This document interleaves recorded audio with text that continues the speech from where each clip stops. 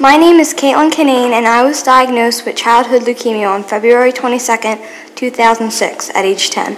Leukemia is a type of cancer that is caused by the body making too many abnormal white blood cells. Anyway, now it's the beginning of summer 2011 and my cancer has been gone since 2008. Now that it's over, I would like to take the time to tell you about my experience, the good times and the bad. Now where should I begin? I think I'll start a few days before my diagnosis. It all started when I woke up one day and my neck was hurting. So I went to tell my parents. They thought I may have slept on it wrong and told me to go lay down. But as I started to walk away, my mom called back and said, "Let me see your neck." On the side of my neck was a lump the size of a golf ball. My mom took me to a doctor and we found out that the lump was actually a swollen lymph node. So the doctor asked for some blood work. We had to wait for the results. The next day, I went to school and got called to the office. When I got there, my mom was there. She was telling the nurse something about my hemoglobin being 6. A hemoglobin is the pigment in red blood cells that carries oxygen to your tissues. The normal levels are 12 to 18, but at that time, I had no idea what that was.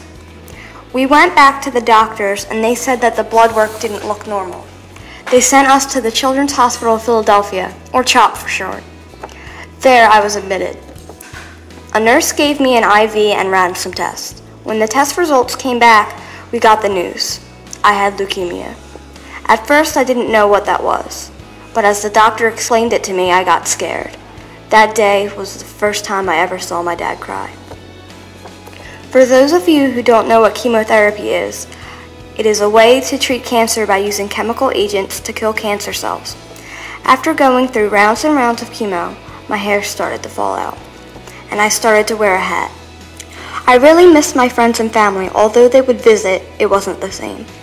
I got millions of cards in the hospital. I was happy they sent them, but sad that I couldn't see them in person. After a lot of chemotherapy, the doctor said that I could go home and have outpatient chemo. Some were pills and others required IVs. When I got home, I called my friends to tell them I was home. They were so happy. They all wanted to come over, but my parents said I needed to rest. A few days later, I could have friends come over. I didn't like how they treated me. They treated me like I was a different person, but after a while, they realized I was the same person they knew before. In July 2008, I was told that I was cancer-free. My family was so happy that we had an end of treatment party. It was so much fun.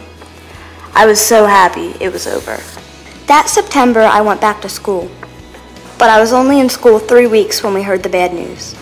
My leukemia came back. So back in the hospital I go, but this time it was different. I needed a bone marrow transplant, or BMT for short. I went through some more chemo and had total body radiation. Just when my hair was growing back, out it falls. We found 3 donors that matched my bone marrow, and on February 19th, 2009, on my sister's birthday, I got the BMT. I was so scared because when you think transplant, you think surgery. But actually, it's just in an IV bag. After I found that out, I wasn't so scared anymore. After the bone marrow transplant, I had to stay in the hospital until April. I got so bored in the hospital, but finally I got to go home. But this time, we're sure it's gone. Now that it's over and my life is back to normal, I realized that I'm actually glad I had the leukemia. It made me a stronger person, and I never would have met all the nice people that helped me get through it all. Nurses, doctors, old friends and new, and most of all, my family.